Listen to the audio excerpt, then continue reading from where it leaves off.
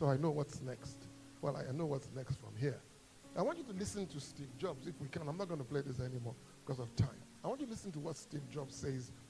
And I'm going to walk my way down to an African in a few minutes because I like what the African said. I want you to listen to what he says about ideas. And this is where I think there's a lot of problems with us. People think ideas are that important. They're not. They're two for penny. As a matter of fact, if you go on Amazon, you can get maybe 3,000 or 4,000 books that are on ideas. The best ideas for 2025. I'm sure they published a book about that. How many of you know that that's not the problem? Listen to this.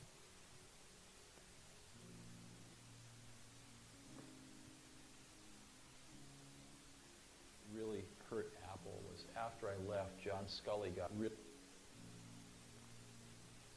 One of the things that really hurt Apple was after I left, John Sculley got a very serious disease.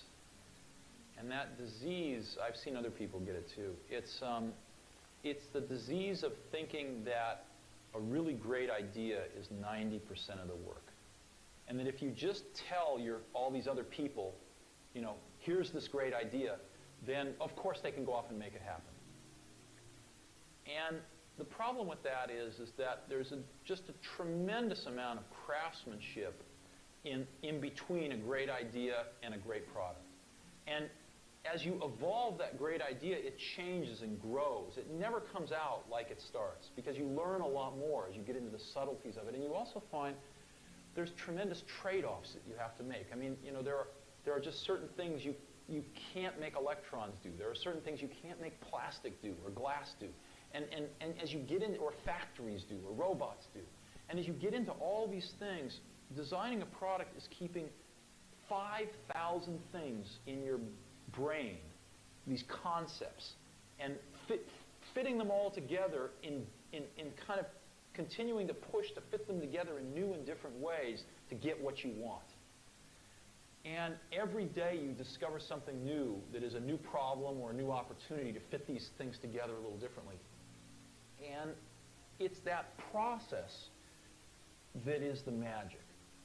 And so we had a lot of great ideas when we started, but what I've always felt that a team of people doing something they really believe in is like when I was a young kid, there was a widowed man that lived up the street, and he was in his 80s. He's a little scary looking, and I got to know him a little bit. I think he might have paid me to mow his lawn or something.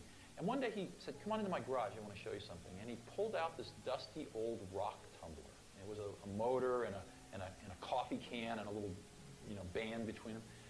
And he said, "Come on with me." We went out to the back and we got just some rocks, some regular old ugly rocks.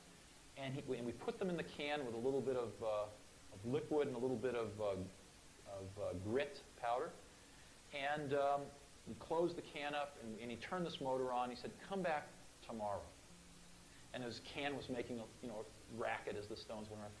And I came back the next day, and we opened the can, and we took out these amazingly beautiful polished rocks.